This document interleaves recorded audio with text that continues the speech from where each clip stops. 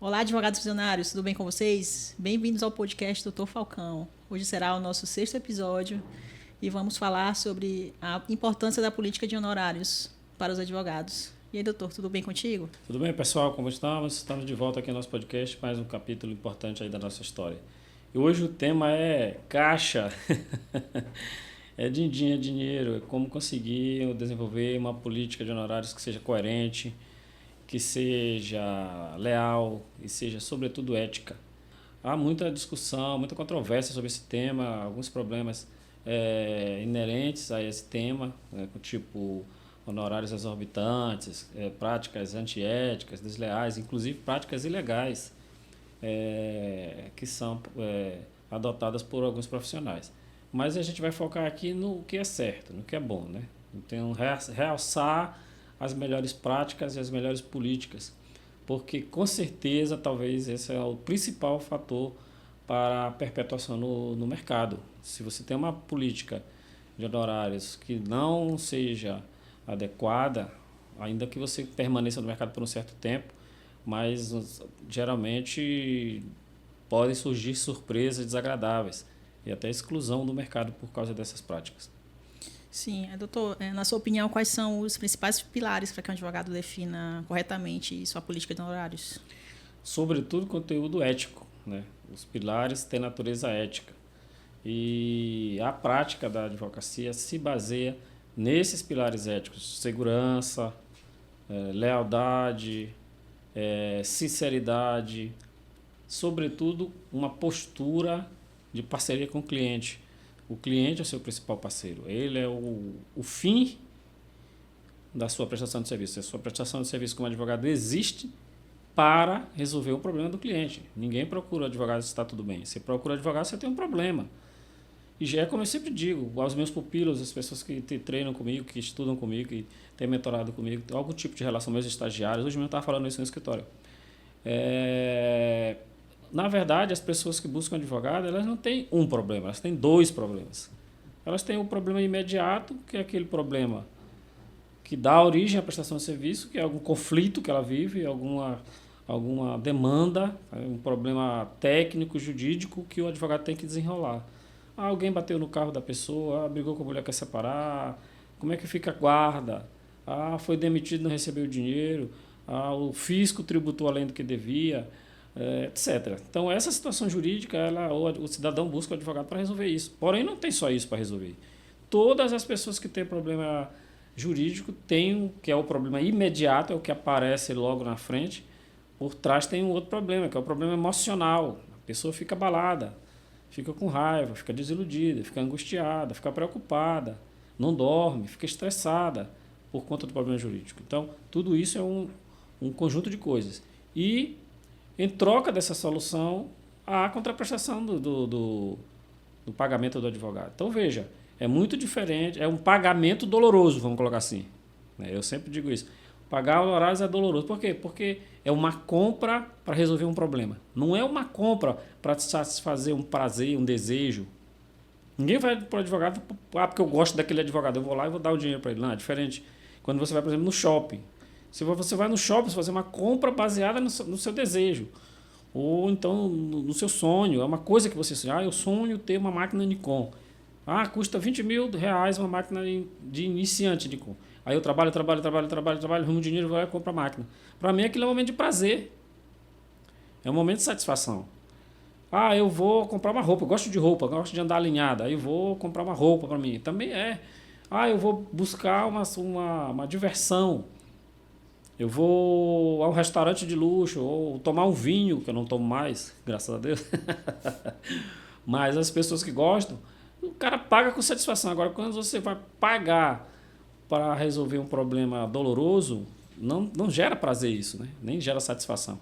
Então, o advogado tem que ter uma postura de entendimento dessa importância do trabalho dele e desse conteúdo emocional, e que ele tem que ter uma postura adequada, sensível, empática à situação do cliente.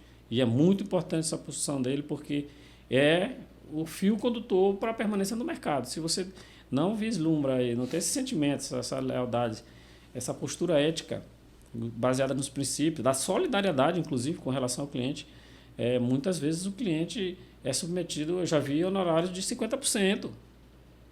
Eu, sinceramente, eu acho muito.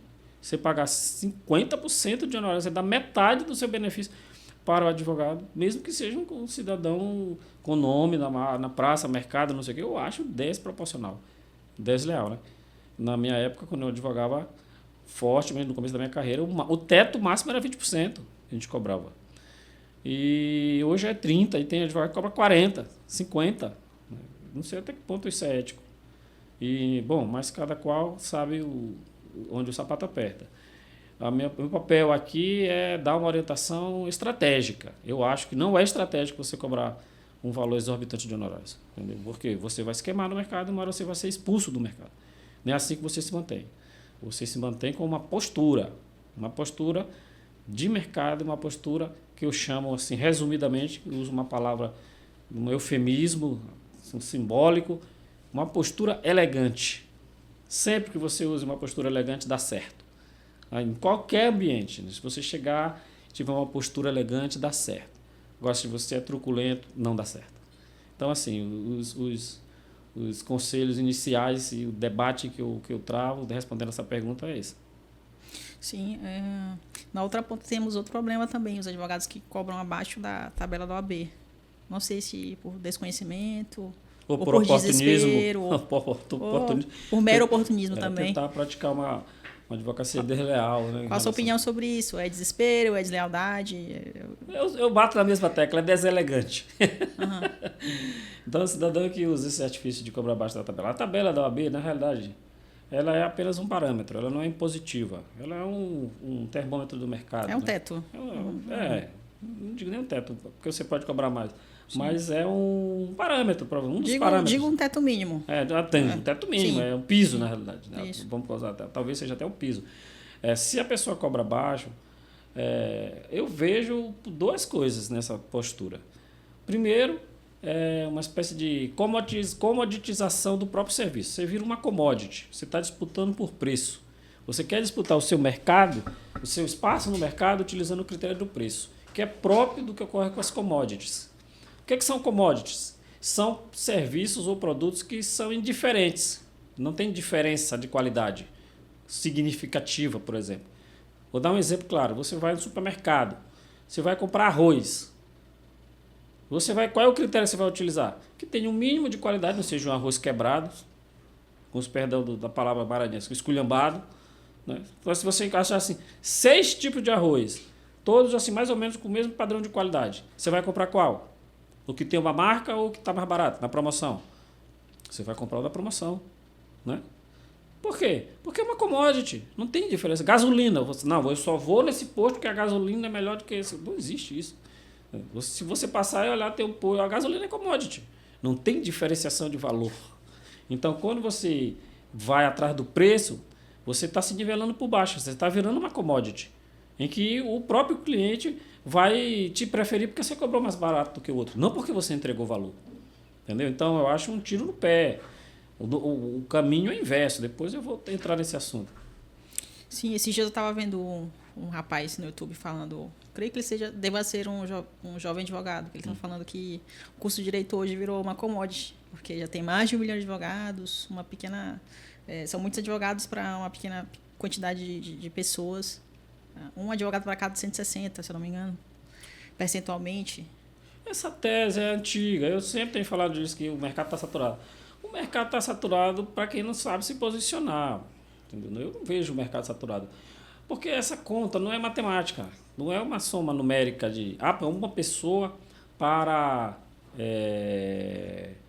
um advogado para 160 pessoas. Não é assim que funciona. Entendeu? Uma única pessoa pode ter 10 problemas ao mesmo tempo. Já desse eu estava em Salvador, eu passei, acho que eu falei até por alguém que é ligado à área jurídica, eu dei esse exemplo. O cidadão teve um abarroamento frontal no sinal. Acho que ele foi tentar fazer uma ultrapassagem indevida para furar o bloqueio do sinal fechado e bateu de frente com o outro carro que vinha, no sentido inverso. Na mão do cara, atravessou, passou para o outro lado da mão do cara. Quantos problemas tem ali naquele episódio? Num único episódio. O seguro do carro é um problema. A multa que ele vai levar por imprudência é outro problema. O dano que ele causou no carro é outro problema. Se alguém se acidentou e sofreu uma sequela, é outro problema. Certo? A destruição do carro dele é outro problema. Então, só no único fato tem 5 ou 6 problemas, que são problemas que vão resvalar, que tem problema jurídico. Então, não é assim essa conta matemática, sabe? Numa empresa, você dá assessoria para uma empresa, aí tem problema trabalhista, tem problema tributário, tem problema contábil, tem problema de seguro, tem problema... Agora mesmo em São Luís teve um episódio aqui de um grande player do mercado de venda de produtos para casa, ali na Forquilha, material de construção, que teve um acidente, infelizmente, lá para o empresário, coitado. Pegou fogo em tudo. Quantos problemas vão nascer ali, rapaz? Para ele resolver questão de cunho jurídico, inclusive de várias, como é que se diz? Especialidades diferentes. Vários tipos de advogado ele vai precisar. Ele não vai precisar só de um tipo de advogado. Então, isso destrói o argumento de que você vai fazer uma conta. Não, porque tem uma pessoa, um advogado para 160 pessoas. Só que essas 160 pessoas multiplica a quantidade de problemas que ela tem. O mesmo cara está com um problema no trabalho, foi demitido, mas ele pode estar em casa com um conflito com a mulher dele, disputando a guarda do filho dele.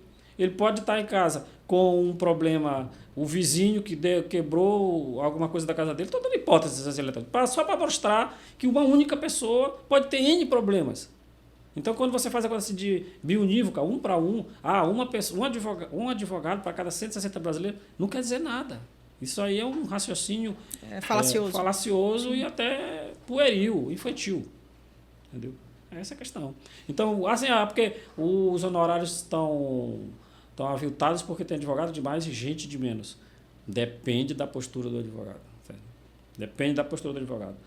E eu digo para você o seguinte, os advogados que estão preparados, e eu estou falando aqui preparado não é no sentido apenas técnico, de ter conhecimento, de ser proficiente, estão preparados para compreender o negócio jurídico, compreender o mercado, como ele funciona, quais são as forças da oferta e da demanda, sabe? Que isso vem com a experiência, mas pode ser acelerado com aprendizado, com treinamento. Eles não estão preocupados com isso. Sabe? Eles têm a postura deles, eles têm uma coisa que se chama no mercado posicionamento de mercado. Se você tem um posicionamento de mercado coerente, perspicaz, inteligente, dificilmente você vai ter problema. Entendeu? O problema é aquelas pessoas que buscam as soluções fáceis. Nenhuma solução é fácil. Toda solução tem que ser trabalhada. Então, essas coisas de disputar por preço e virar commodity, aí você é igual a todos. Todo mundo é igual. Quando a gente, em determinado setor da nossa vida, principalmente no profissional, se a gente decide fazer tudo igual a todo mundo, não vai ter nenhum diferencial. Exatamente. Se a gente não tiver estratégias para quebrar essa barreira, a gente realmente não vai ter como se destacar dessa forma, né? Isso, é exatamente isso. Quais são os mecanismos de estipulação de honorários mais importantes? Eu não vou nem usar a palavra importantes, eu vou usar as frequentes, né? Os que existem no mercado. Assim, tem pessoas que utilizam esse critério, o critério da tabela do AB, né? Se não como adoção integral, mas pelo menos como parâmetro. Não, a tabela do AB diz que é para cobrar 2 salários mínimos, eu vou cobrar 2 salários mínimos e meio. Um exemplo idiota aqui, certo? Isso é um critério. Tem um outro critério que é o critério baseado em horas trabalhadas, que é uma coisa que vem da indústria. Só que a indústria jurídica é diferente da indústria de manufatura. Aí o cidadão lê algum livro ou tem alguma orientação, não, você tem que ser com relação à sua quantidade de horas trabalhadas. Aí o cara calcula, eu gasto tantas horas para fazer esses trabalhos. A minha hora custa tanto. Aí ele vai lá e calcula e arbitra. Né? É um segundo método que eu vejo alguns profissionais utilizando. Não estou falando mal do quintal de ninguém, eu estou falando o que eu vejo. Certo? Tem um terceiro método que é comparativo. O que o mercado está cobrando para fazer isso aí? Então o cara vê lá, eu trabalho na área tributária. Fulano cobra tanto, Beltrano cobra tanto, Ciclano, eu faço a média e eu entro ali naquele nicho. Se você observar esses 3 métodos, que são os mais frequentes, eles são uma categoria de arbitramento de honorários que eu chamo exógena. O que é isso, Luiz Henrique? Que maluquice é exógena? O que é isso? exógena no sentido de não ser intimamente ligada à relação advogado-cliente. Não nasce da relação advogado-cliente. Nasce de critérios técnicos objetivos, estranhos à relação advogado-cliente. Para mim, na minha teoria, na minha prática, o melhor método de precificação é um método endógeno, que nasce do relacionamento advogado com o cliente. O que está querendo dizer? Você vai arbitrar os seus honorários através de um relacionamento que você cria com o cliente e que você sensibiliza o cliente através de alguns artifícios, criando uma estratégia baseada em valor, não em preço. O valor que você entrega é o arbitramento.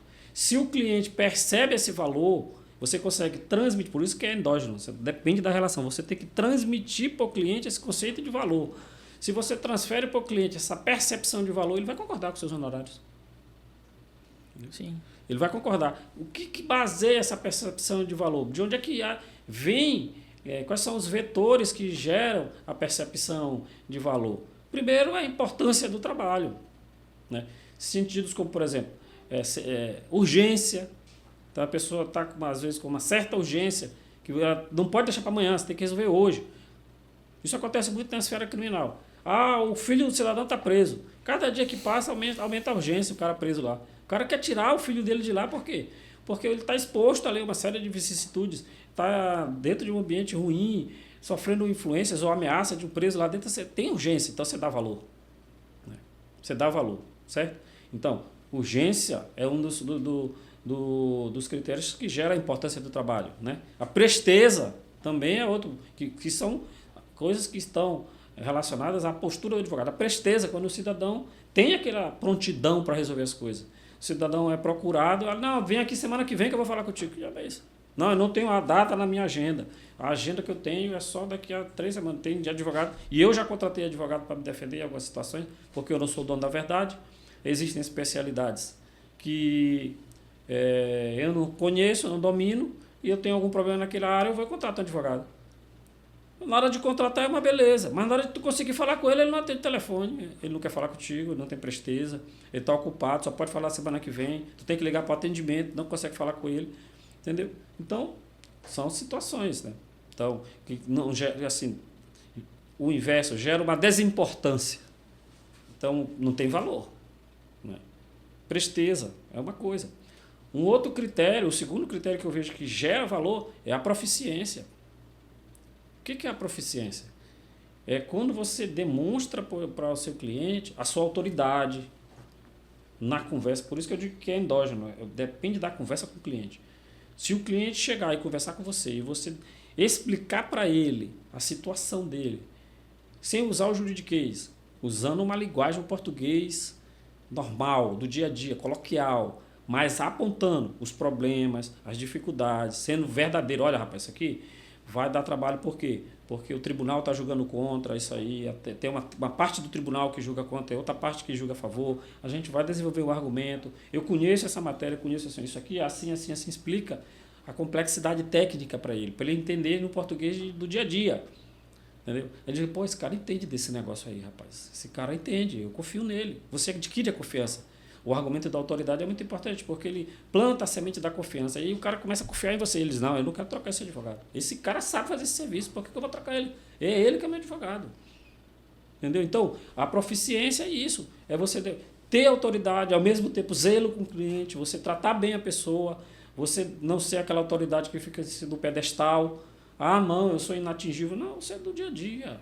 Trate a pessoa bem. Entendeu? Então, segundo ponto, a proficiência. O terceiro ponto que está ligado com o que eu falei, o atendimento, a disponibilidade, a forma de tratar, a empatia que você enxerga na outra pessoa, a posição dela, se coloca na posição dela, a empatia, tem um comportamento empático, com escuta ativa. O cara está falando contigo, está prestando atenção para ele, não está atendendo o telefone, não está falando com não sei quem, o cara está aqui na mesa para falar contigo, está atendendo o telefone. E fulano, não sei quem está dando importância para a pessoa, escuta ativa. Então, tudo isso vai criando uma conexão, por isso que eu digo que é endógeno. É a relação entre o cliente e o profissional. E vai criando uma empatia, vai criando uma percepção de valor, a pessoa vai gostando de você, você vai cativando aquela pessoa. Certo? Então, são vetores que levam à construção de um relacionamento seguro e que o cliente vai dar valor para aquilo. Vai ser muito diferente de ele chegar num escritório, o cara não fala com ele, fica atendendo o telefone, não dá atenção, não explica para ele. Isso é tipo a história do médico. Você chega, tem médico, você vai consultar com o cara, ele fica no computador, nem te olha. Aí ele tá sentindo o quê? Aí ele bota ali. Que dia foi que começou a sentir essa dor? Dia tal.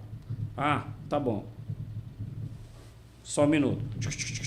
Aí sai uma coisa aqui da impressora, ele bota o carimbo dele assim, não. Toma esse remédio e volta aqui uma semana. Já é isso. Não explicou o problema do cara, não disse se é grave, se é hereditário, se pode passar para o filho do cara, se tem outra oscilação. Ó, moço, tem vários tratamentos. Esse aqui faz dessa forma, esse aqui faz dessa forma. Esse aqui vai ser mais caro, vai ser mais rápido. Esse aqui vai ser mais demorado. Esse aqui é natural. Você gosta de usar remédio? Ou você quer uma solução natural? Ah, eu quero uma solução natural. É diferente. Entendeu? O tratamento, o atendimento. Então, quer dizer, você vai construindo uma percepção de valor e vai gerando uma confiança. Então, não interessa a quantidade de horas que você trabalha, não interessa a tabela da OAB, não interessa o que o mercado está cobrando. Você vai dizer, olha, o meu preço é tal. O cara vai dizer, beleza, doutor, estou com você. E tem uma outra coisa que é muito importante, sabe? Quando o cliente tem um problema que eu falei agora, ele tem um lado emocional. Ele está com alguma preocupação. Essa é a grande diferença que gera valor. Aí você chega lá e dá uma tranquilizada no cara. Meu amigo, eu sei que você está nervoso, que você está preocupado. Eu estou dando aula aqui, né? Praticamente estou entregando ouro para os colegas. Meu amigo, você tá preocupado, eu sei. Olha, mas não se preocupe, cara. Isso é coisa de Deus estar do nosso lado. Sabe? Nós estamos juntos. Nós somos um time. Eu e você somos um time a partir de agora. Eu sou seu São Jorge, seu guerreiro, santo protetor. Vamos trabalhar aqui até o final dos tempos, nós estamos juntos. Ninguém tira. Acabou, meu irmão. O cara vira seu fã. Entendeu? Então você cuidou das coisas todas que você tem que cuidar para você estipular honorários decentes, éticos, justos, que pautam pela confiança e que não vão criar problema para você. O cara jamais vai chegar e vai dizer assim, não vou pagar meu advogado. Porque ele vai reconhecer o quê? O seu valor. Que você plantou. Olha, na HT nós estamos agora com... eu fiz uma contratação com centenas, milhares de pessoas na década de 90. Na década de 90. Final da década de 90, começo da década de 2000, do ano 2000. E naquela época eu cobrei 5% de honorários. 5% de honorários contratuais para os meus clientes. Já lá se vão 24 anos. Que a gente está trabalhando nesse processo, são processos contra o Estado do Maranhão, que dá muito problema, demora, o Estado procrastina, não sei o que, não sei o que. O que a gente está fazendo agora? Nós estamos viajando, desde o ano passado, retrasado, aliás, nós estamos fazendo viagem para o interior, conversando com os clientes, explicando para eles, olha, gente, 5% a gente assinou, mas a gente quer propor uma majoração para 20%. Por quê? Por causa de todo esse tempo que nós trabalhamos suportando os custos desse trabalho. Senão, no final, a gente terá pago para trabalhar. 95% dos clientes assinam a repactuação em reconhecimento ao quê? Ao nosso trabalho, à nossa dedicação, à nossa hombridade, à nossa ética. Imagina, você tem um contrato. O cara, eu falei isso em São Paulo, o cara perguntou, tá maluco, rapaz? Qual foi o cliente doido que assinou 5% e agora está reajustando para 20%? Por que eles estão fazendo isso? Eu expliquei. E é fato, são fatos, não é mentira, a gente tem prova documental. A gente tinha 18 mil clientes nessa situação. Hoje, mais de 10 mil já assinaram a repactuação, aumentando de 5 para 20. Só por reconhecimento ao nosso trabalho e à nossa postura. Então, isso é honorário ético. Quando você tem uma situação que você demonstra o seu valor. Então, não interessa quantas horas eu trabalhei, não interessa se a tabela da OAB, não interessa. Eu cobri 5% na época. Por quê? Porque era uma situação em que os meus clientes estavam em situação difícil. Assim como eu advoguei, muitas vezes de graça, sem cobrar honorários contratuais. Muitas vezes. E aí os clientes vieram depois e disseram, não, doutor, vamos fazer um acerto aqui. O senhor advogou para mim de graça, mas eu vou lhe pagar. E o cara chegava lá e pagava. Por isso que eu cobrei 5%. E agora eles estão assinando para pagar 20%. Entendeu? Então, Essa é a postura. Assim, se eu tenho um testemunho para dar, é esse. Sim, diante desses fatores que tu falou aí, outro importante que eu acho é a taxa de assertividade do advogado. O cliente... porque vai se espalhando, querendo ou não, a fama do advogado vai se espalhando. E aí alguém pede a indicação de advogado. Exatamente. Por exemplo, na área criminal, eu quero um cara que resolva, que tire Isso. pessoa A que está presa. Privada de liberdade. É uma correção importante que você está falando aí. Me relembrando de um fator determinante. Como é que se fala? Claro, você não pode ganhar todas, não existe isso aí, né? Isso é ficção. Mas a taxa de proficiência é importante, sim. Entendeu? Quanto você consegue resolver? O cara vem te buscar para resolver um problema. Você consegue resolver o problema dele? Eu digo mais. Voltando a esse paradigma que eu falei. Existe um problema que você não pode assegurar que vai resolver. Porque não depende apenas de você. Depende de toda uma estrutura da justiça, funcionamento da justiça, dezenas de cabeças que vão entrar ali e vão impactar esse resultado. E talvez você não tenha a condição de ganhar a ação, como se diz assim, né? Ser proficiente naquele caso. Mas tem um problema que você pode ser proficiente, que é o emocional. Se você se portar como o guerreiro que está ali, que dá o apoio emocional para o seu cliente, essa você ganha, está na sua mão. Entendeu? Então, às vezes, mesmo você tendo perdido a questão, como se diz, perdeu a questão, o cliente fica grato e reconhece que não foi por sua culpa, não foi por negligência sua, foi uma posição do tribunal, alguma coisa que não tem como você controlar, certo? Então, assim, essa parte também é muito importante. O advogado tem que estar ligado nisso. Ele tem que estar sempre se atualizando e buscando a melhor solução. Então, essa taxa de proficiência, sem dúvida nenhuma, também faz parte do conceito de valor, né? Você procura o cara que dá resultado. Com certeza. Sim, é um posicionamento bem trabalhado. Esses fatores aí que você listou estão todos interligados. Interligados também. Como que um advogado pode quebrar objeções de clientes que ou não querem pagar ou tentam negociar os honorários e alegam falta de condições de pagar? Já passei por isso várias vezes, né? Às vezes o cara não tem realmente condição de pagar. Porque às vezes ele recebeu o dinheiro, estava com problema, gastou tudo antes de pagar. Se você não juntou o contrato para fazer o destaque, né, que é o posicionamento correto, a postura correta. O processo correto é você ter o contrato assinado, juntar os autos e pedir que o juiz de destaque separe logo as verbas. Mas muitas vezes o advogado é negligente nessa parte. E aí, ou não tem um contrato, ou não juntou e não pediu o destaque. E às vezes o cliente realmente recebe o dinheiro e não paga. Principalmente na área das trabalhistas, né? Tem muitas coisas. Que eu militei bastante nessa área trabalhista. Rapaz, a única coisa que eu nunca ajuizei ação contra o cliente. Nunca fui atrás de briga, de não sei o que. Eu vou tentar um acordo. Quer pagar? Reconhece o valor do trabalho? Reconheço. Não tem condição de pagar? Pode pagar parcelado? Paga parcelado. Alguns combinaram comigo de pagar parcelado, pagaram só uma parte depois, não tinham mais dinheiro para pagar. Então, outros conseguiram cumprir tudo direitinho, pagaram tudo certinho, né? Mas isso são situações pontuais, não acontece todo dia, né? Então, a melhor solução é realmente a negociação. E a melhor solução mesmo, verdadeiramente falando, sem querer ser melhor do que ninguém, é a solução empática. Coloque-se na posição do cidadão e veja, ele está realmente... Claro que tem aqueles que estão fazendo aquilo por entre aspas, por malandragem, né? Não quer pagar e tal. Mas eu digo, são a exceção, entendeu? Então, naquilo que não dá, Deus já deu, entendeu? Então, Deus chegou e, rapaz, deixa quieto esse negócio aí, entendeu? Mais virá para ti, entendeu? É uma doação que você está fazendo para a pessoa. É como você fazer uma doação para a igreja, uma doação para a comunidade. Faz uma doação, cara. Sim. Entendeu? Você não vai morrer por causa disso. Se você é um cara em paz consigo mesmo, se você é um cara que em paz com a sociedade, em paz com Deus, que é o mais importa, você vai ficar se matando por causa disso. Entendeu? E já aconteceu comigo isso, entendeu?